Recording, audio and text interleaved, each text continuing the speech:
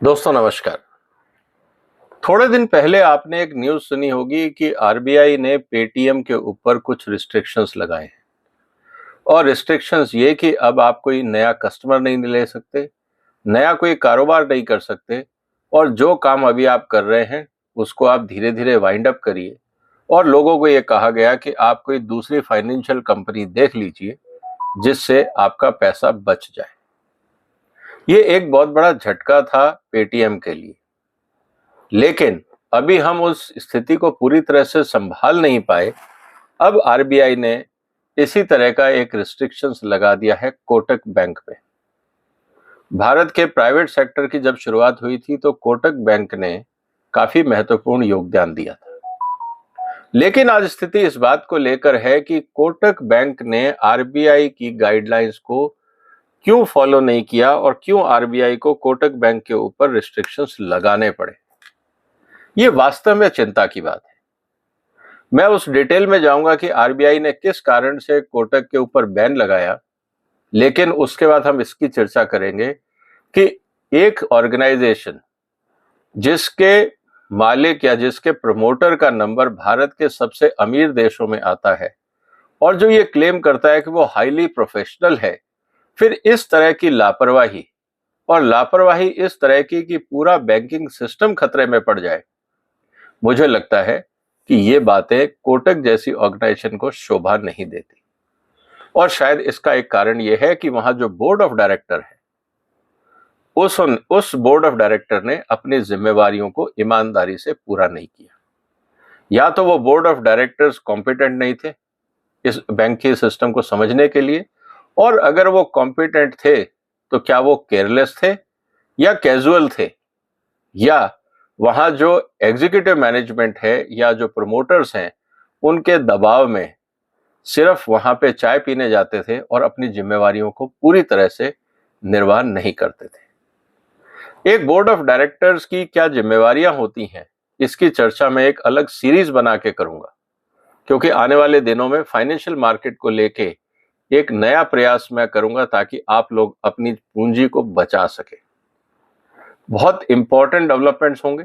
उम्मीद है आप लगातार फॉलो करते रहेंगे और इस वीडियो को भी शेयर करेंगे।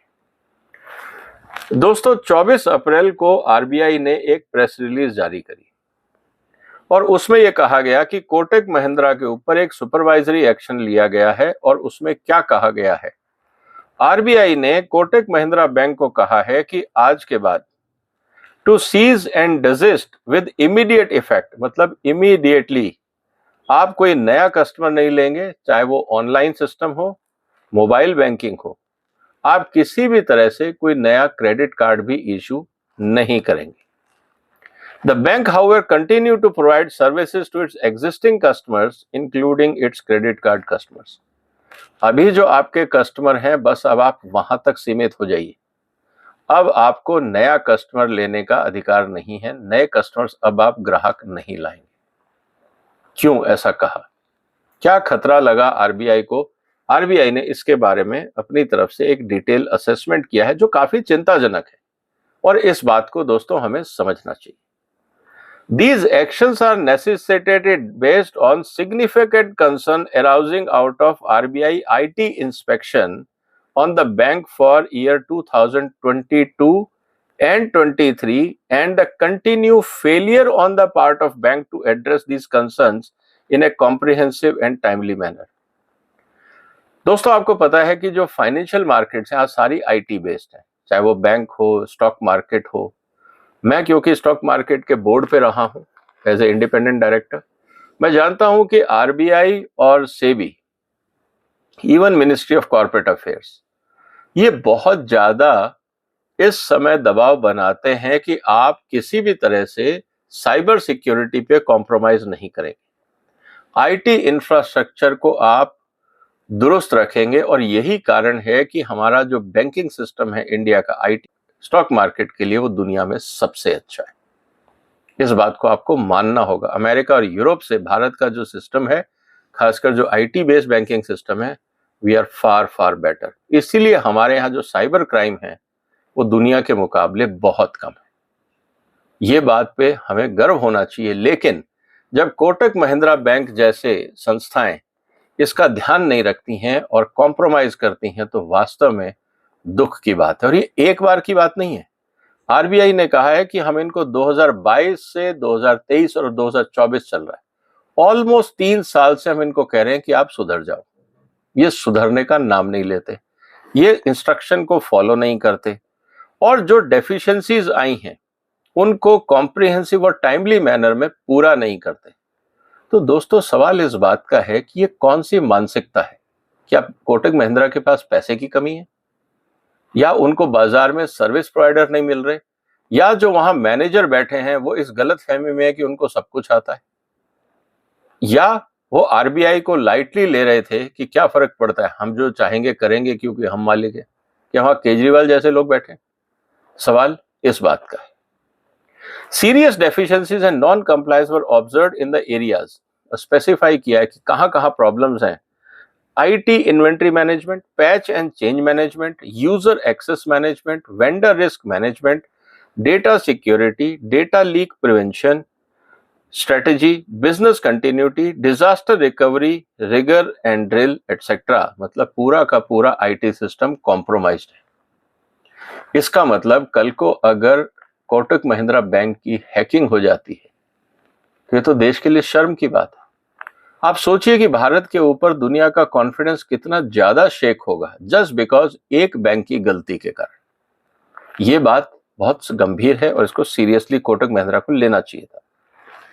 आरबीआई गुस्सा किस बात को लेके है कि for 2 consecutive years the bank was assessed to be deficient in its IT risk and information security governance contrary to the requirement of regulatory guideline. जब आपको बताया है कि कैसे काम करना है, उसके बाद भी आप काम नहीं कर रहे और 2 साल से लगातार नहीं कर रहे हैं। और बैंक को बार बार इस बात को करेक्टिव एक्शन प्लान बताने को कहा गया, लेकिन बैंक ने ना तो उसको पूरी ढंग से पूरा किया, इनएडिक्वेट दिया और अनसस्टेन्ड दिया, मतलब कैजुअल एटीट्यूड रखा। मुझे लगता है कि आरबीआई ने सही किया और ये बाकी बैंकों के लिए एक मैसेज होना चाहिए। मुझे लगता है कि सिर्फ ऑन बोर्डिंग के साथ साथ पूरे बैंकिंग सिस्टम को रिस्क में डालने की कीमत पे जो इन्होंने गलतियां करी हैं, इस पे एक हैवी फाइन भी होना चाहिए।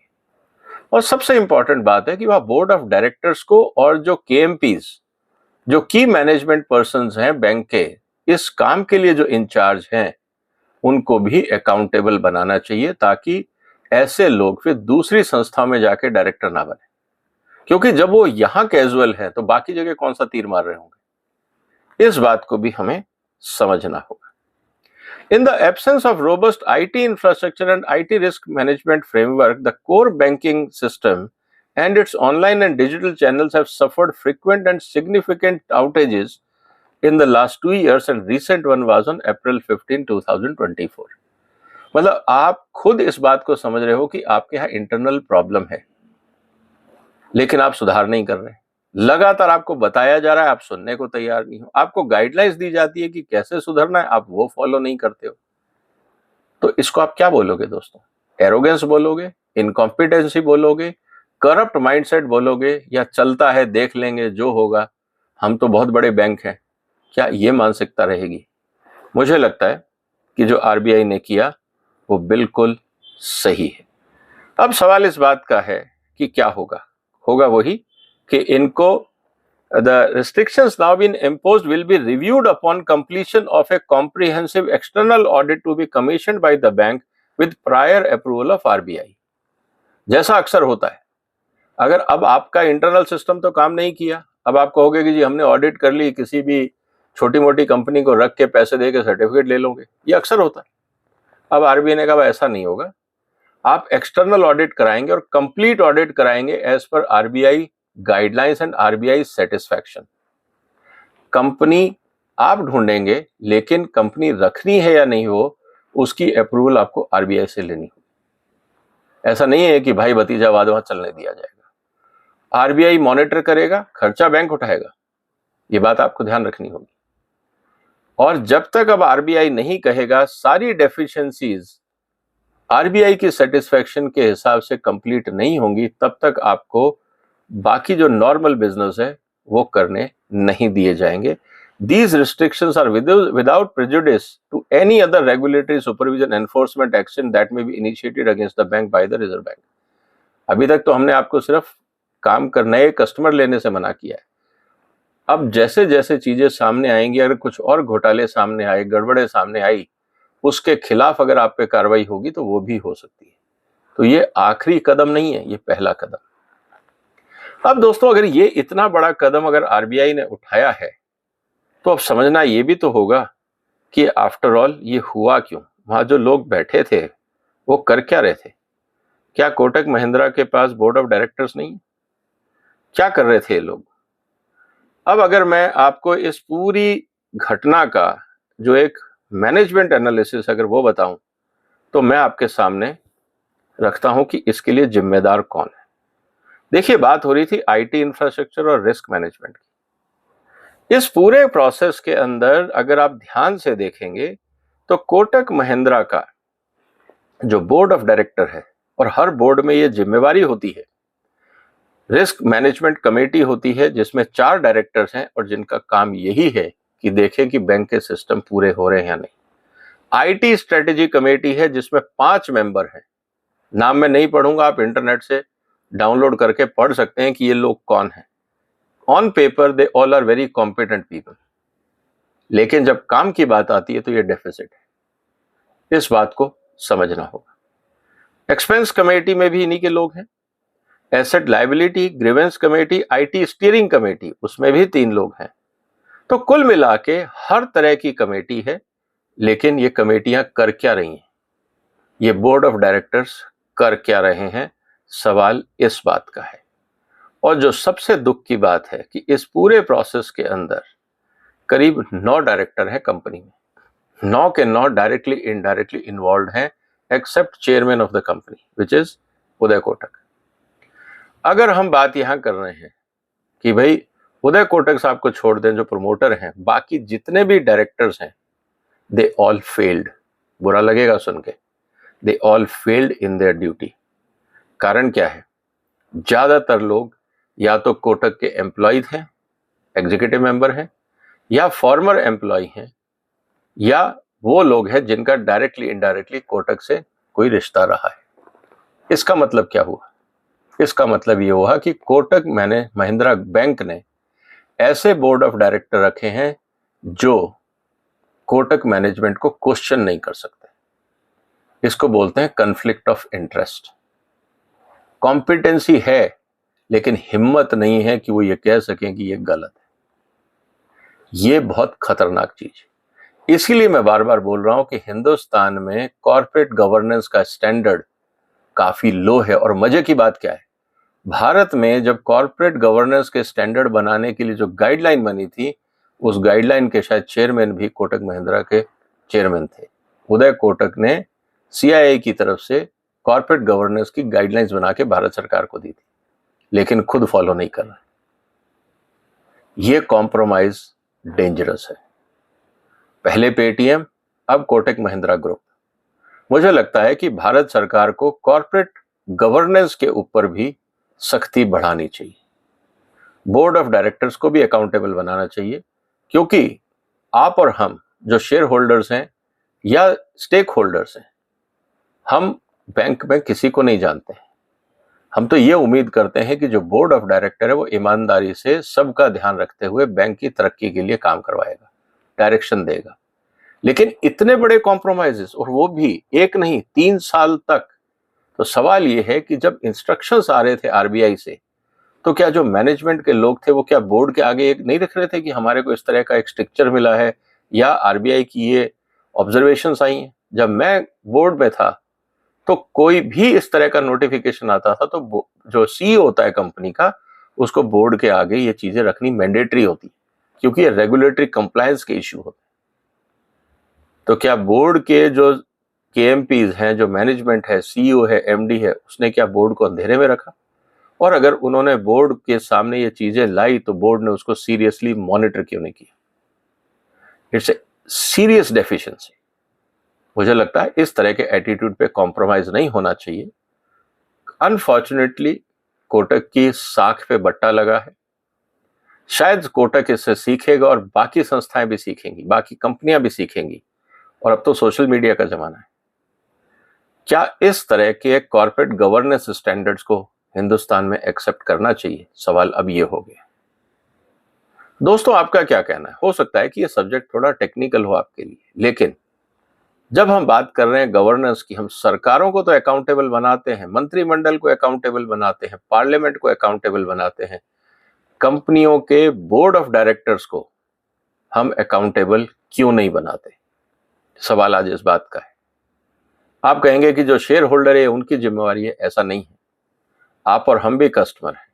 एक कंपनी की गलती से पूरे सेक्टर का नुकसान होता है और बिना मतलब जो इनोसेंट हार्ड वर्किंग लोग हैं, जो ईमानदारी से काम कर रहे हैं, उनका भी नुकसान होता है। क्या इस एटीट्यूड को लाइटली लेना चाहिए? आज डिबेट और सवाल इस बात को लेके। आप क्या सोचते हैं दोस्तों? आप अपने विचार कमेंट बॉक्स में लिखिए। ये बहुत जरूरी है इस मुद्दों को उठाना। पॉलिटिक्स के अलावा दुनिया में और बहुत कुछ हो रहा है जो देश के लिए जरूरी है। हम उस पर भी लगातार चर्चा करते रहेंगे। आपने इस पूरी चर्चा को सुना। उम्मीद है कि आप अपनी तरफ से कोई विचार कमेंट बॉक्स में जरूर लिखेंगे। इस वीडियो को शेयर करिए, क्योंकि इस वीडियो का एक पर्पस है फाइनेंशियल लिटरेसी, कि कॉर्पोरेट वर्ल्ड को कैसे अकाउंटेबल बनाया जाए। इस वीडियो को शेयर करिए, इस चैनल को सब्सक्राइब करिए। फिर मुलाकात होगी एक और महत्वपूर्ण मुद्दे के साथ। तब तक अपना ध्यान रखिएगा। वंदे मातरम।